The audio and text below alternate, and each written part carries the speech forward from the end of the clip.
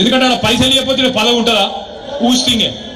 కాబట్టి పైసలు అక్కడ పడుతున్నాయి, ఇక సంపుడు మాత్రం ఇక్కడ చంపుతా ఉన్నారు. వాస్తవం ఏంది అంటే ఇవాళ తెలంగాణ ప్రజలు ఏ ఊరికి పోయినా ఏ మనిషిని ఒక్కసారి ముట్టుకున్నా అన్నా ఇంకెన్ని రోజులు భరించాలనే, ఇది జల్ది కేసీఆర్ తెచ్చుకుంటే బాగుండదు కదనే అనే మాట మాట్లాడుతున్నారు. కానీ ఒకటి మాత్రం వాస్తవం, ఒక ఓటుకు శిక్ష 5 ఏళ్ళు, ఒక తప్పు చేస్తే 5 ఏళ్ళు బాధపడే పరిస్థితి. ఏం చేయలేం. ప్రజాస్వామ్య దేశం.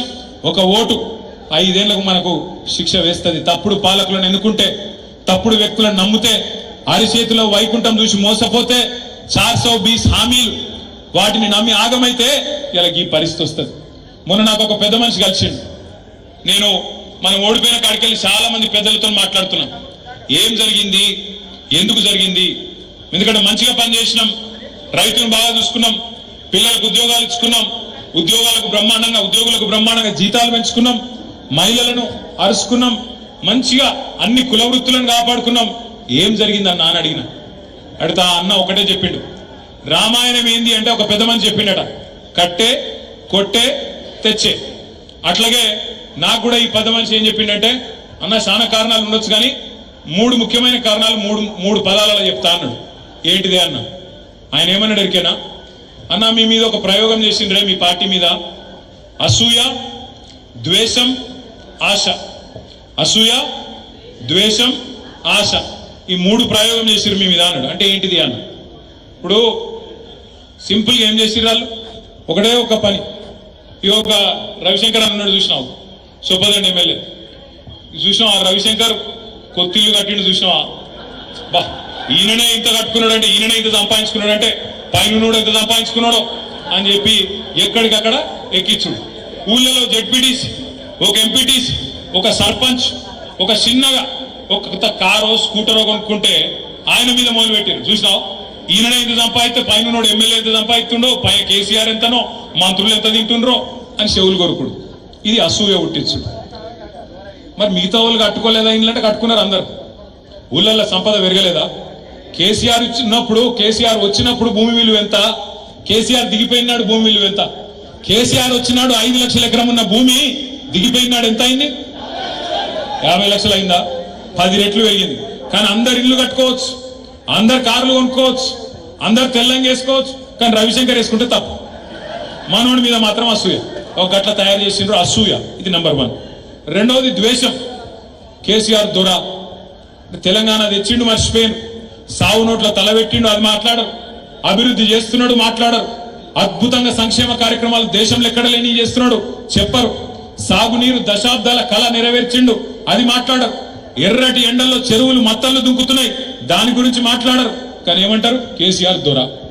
ఎవరిని కలవడట, ఆయన ఎవరిని పట్టించుకోడట, దేకడట. 1000 ఎకరాల ఫామ్ హౌస్ ఉందట, అందులో పేద దాచిపెట్టుకున్నాడట. పెద్ద పొక్కదవి వాళ్ళ కిందన్ని వేల కోట్ల రూపాయలు దాచుకున్నాడట. మొత్తం నీళ్ళు ఆడికే కొంటపోతున్నాడు, గోదావరి నదినే పట్టుకపోతున్నాడట. ఇక కేసీఆర్ మొత్తం కుటుంబం దోసుక తింటుంది. 1,00,000 కోట్లు ఇసుక బీకిండ్రు, మేడిగడ్డల పర్రె పడితే మొత్తం ఆ పర్రెలకి త్వరలకి వెళ్ళిపోయినాయి అని చెప్పి ద్వేషం నింపింది. నిండా మనసు నిండా ద్వేషం నింపి కేసీఆర్ గారి మీద, ఆయన కుటుంబం మీద, ఆయన మీద. ఎందుకంటే అభివృద్ధి మాట్లాడలేరు, సంక్షేమంలో మనం సవాల్ చేయలేరు, అభివృద్ధి విషయంలో ఛాలెంజ్ చేయలేరు. మరి మీరేం బీకినరా 50 ఏళ్ళు అంటే ఎవరి దగ్గర సమాధానం లేదు. కాబట్టి అట్లా ద్వేషం నింపింది. అసూయనేమో స్థానిక నాయకత్వం మీద పెంచింది.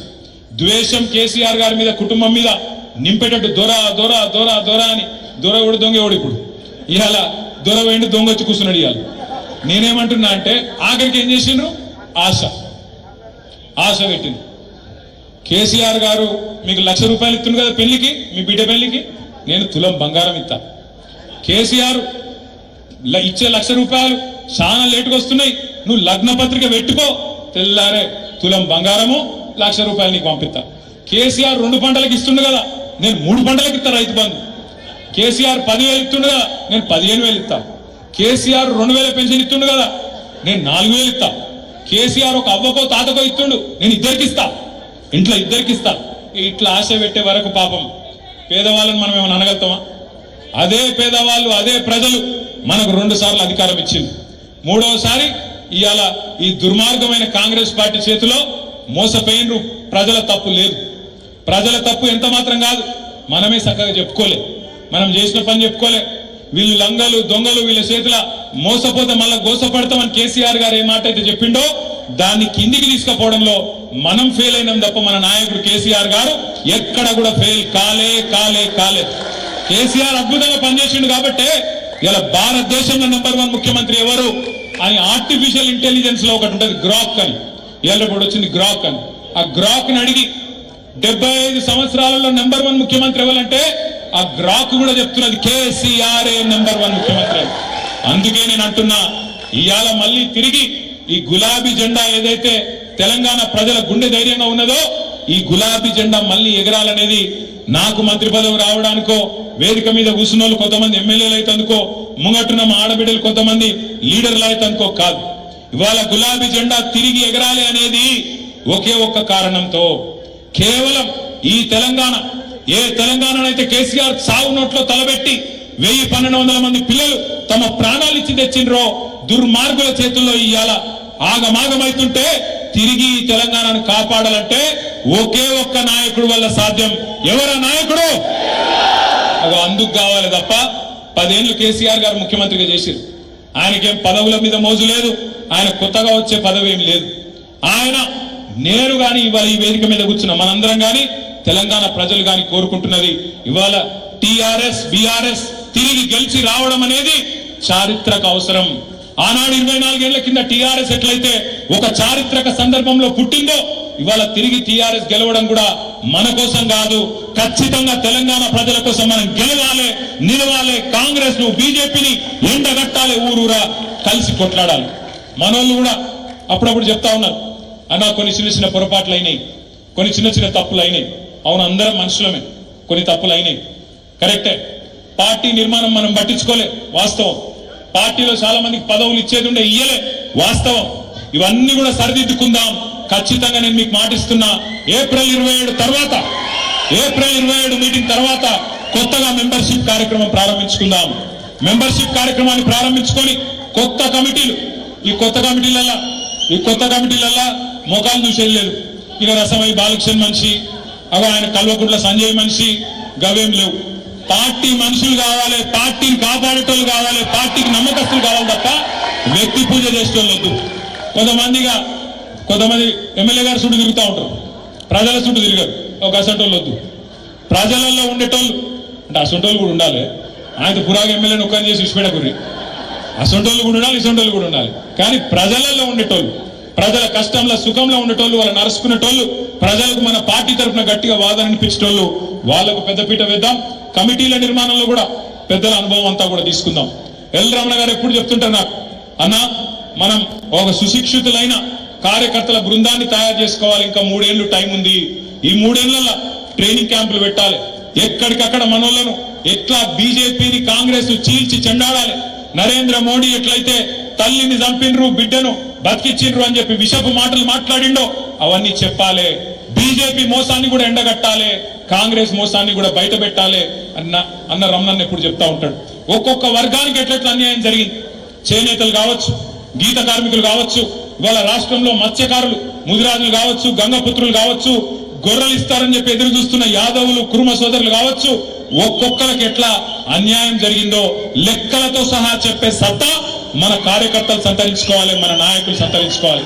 ఎవరిని ఇట్లా ముట్టుకున్నా ఏదో ఉత్తగా మాట్లాడమన్నట్టు మాట్లాడు కాదు, బూతులు తిట్టుడు కాదు, సబ్జెక్టుతో సహా మాట్లాడే సత్తా, సబ్జెక్టుతో సహా వివరించే సత్తా మన నాయకులు సంతరించుకోవాలి, మన కార్యకర్తలు సంతరించుకోవాలి. దానికోసం ఇప్పటికే మనం కట్టుకున్న 32 జిల్లా పార్టీ ఆఫీసులు ఉన్నాయి. ఆ పార్టీ ఆఫీసులన్నింటినీ యాక్టివేట్ చేద్దాం. ఏ జిల్లాకా జిల్లా శిక్షణ కార్యక్రమాలు పెట్టుకుందాం. ఈ సంవత్సరం అంతా కూడా ఒకవైపు సంస్థాగత నిర్మాణం, మరొక వైపు సిల్వర్ జూబ్లీ వేడుకలు, మరొక వైపు ఒకవేళ రేవంత్ రెడ్డికి నా దబ్బన ధైర్యం తెచ్చుకొని, సోయి తెచ్చుకొని స్థానిక సంస్థల ఎలక్షన్లు పెట్టిండే అనుకో, జెడ్పీటీసీ, ఎంపీటీసీ, సర్పంచ్ ఎలక్షన్లు పెట్టిండి అనుకో. ఇప్పుడే కౌశిక్ రెడ్డి చెప్పిండు మీకు, నేను కూడా మీకు మాటిస్తున్నా, మీరందరు కష్టపడితేనే ఇక్కడ మేము కూర్చున్నాం. మీకోసం ఇప్పుడు మేము కష్టపడే టైం వచ్చింది. తప్పకుండా గల్లి తిరుగుతాం, చెమట వడుపుతాం, గల్లి తిరుగుతాం. మీ గెలుపులో మేమందరం కూడా మీకంటే ఎక్కువ కష్టపడతాం. మాట అన్ని రకాలుగా మీకు అండగా ఉంటాం. మీరు గెలిచి వచ్చే విధంగా పనిచేస్తామని చెప్పి కూడా నేను మాటిస్తా ఉన్నా. చివరిగా నేను ముగించే ముందు మీ అందరితో ప్రార్థన ఒకటే. కరీంనగర్కి వచ్చి ఎక్కువ తక్కువ మాట్లాడుతున్నాడు అది, ఎందుకంటే మీరు బాగా చైతన్యవంతులు, బాగా హుషారు. మీరు ఎక్కువ మాట్లాడగానే ఒకటే ఒక్క మాట చెప్పి నేను ముగిస్తా. ఎందుకో గానీ పోయినసారి కరీంనగర్లో మనం మెజారిటీ సీట్లు గెలవలేదు. 13లో 5 గెలిచినాం, 8 పోయినాయి. ఆ గెలిచిన 5లో ఒక ఆయన దొంగలలో వేయండు, జగిత్యాల ఆయన పోయినోడు వేయండు. మళ్ళా వాళ్ళ గురించి రంది లేదు. కానీ ఖచ్చితంగా ఈసారి 13కి 13లో గులాబీ జెండా ఎగిరే విధంగా ఎక్కడో అక్కడ ఏ గ్రామానికి ఆ గ్రామంలో కథానాయకులు అయిదాం. ఈ మాట నేను ఎందుకు చెప్తున్నా అంటే చాలా మంది మనోళ్ళు ఏమనుకున్నారు ఎరికైనా ఎలక్షన్లప్పుడు, ఏ పోతే మా ఎమ్మెల్యే పోతాడేమో కానీ కేసీఆర్ అయితే ముఖ్యమంత్రి ఉంటాడే అనుకున్నారు. కరెక్టా కాదా? కరెక్టేనా? ఇప్పుడు సోయి వచ్చిందా? మీ ఎమ్మెల్యే వ్యక్తి కేసీఆర్ కూడా పోతుందని అర్థమైందా? గది కథ. మనకు పంచాయతీలు ఉంటే, మనకు తాకట్లు ఉంటే టికెట్లు ఇయ్యక ముందు కొట్లాడుకోవాలి. కానీ టికెట్ ఇచ్చినాక కేసీఆర్ బొట్టు పెట్టినాక వాళ్ళు ఎవరైనా సరే ఇక కేసీఆర్ అక్కడ నిలబడ్డది, ఇంకో మనిషి కాదు. బొట్టు ఎవరికి కేసీఆర్ పెడితే ఆయన ఇక కేసీఆర్ పంపిన దూత కాబట్టి, కేసీఆర్ పంపిన క్యాండిడేట్ కాబట్టి కేసీఆర్ అనుకొని పనిచేయాలి తప్ప ఒక ఫలానా రోజు నా ఫోన్ ఎత్తలేదు, ఫలానా రోజు నా మెసేజ్కి రిప్లై ఇవ్వలేదు, నా వివాహ వార్షికోత్సవ శుభాకాంక్షలు చెప్పలేదు, నేను పొద్దున సాయిబాబా ఫోటో పంపుతాను వెంకటేశ్వర స్వామి పంపలేదు, ఇవి ఉంటాయి. అలాగేందుకు నాకు అర్థం కాదు. నేను ఆ రోజు బర్త్డేకి పిలిస్తే రాలేదు, ఇవి పెట్టుకోకూడదు మనసులో. దయచేసి నేను మీ అందరినీ కోరేది ఏంటంటే, అందరం మనుషులమే. ఈడ కూర్చున్న వాళ్ళు అందరం కూడా మనుషులమే కదా. మేము కూడా తప్పులు చేసిండొచ్చు, చిన్న పొరపాట్లు మాతో కూడా కావచ్చు. కానీ ఆ కోపంతో ఇవాళ ఏమైంది, తెలంగాణ మొత్తం ఆగమాగమైతుంది. ఆఖరికి పోయి ఎవరి చేతిలో పడ్డది, కాంగ్రెస్ చేతిలో పడ్డది. ఇక వాళ్ళ కథ మీకు మొత్తం ఎట్లున్నదో మీకు బాగా తెలుసు. నా ప్రార్థన మీతో ఏంటంటే ఈసారి ఆ తప్పు జరగద్దు. ఈసారి ఏ ఊరి కావురు మనది మనం తీర్మానించుకోవాలి. క్యాండిడేట్ ఎవరైనా నిలబడ్డది కేసీఆర్ అనుకోవాలి, కొట్లాడాలి. ఖచ్చితంగా తిరిగి 2028-29లో కేసీఆర్ గారిని తిరిగి ముఖ్యమంత్రిగా చూసేదాకా శపథం చేద్దామా?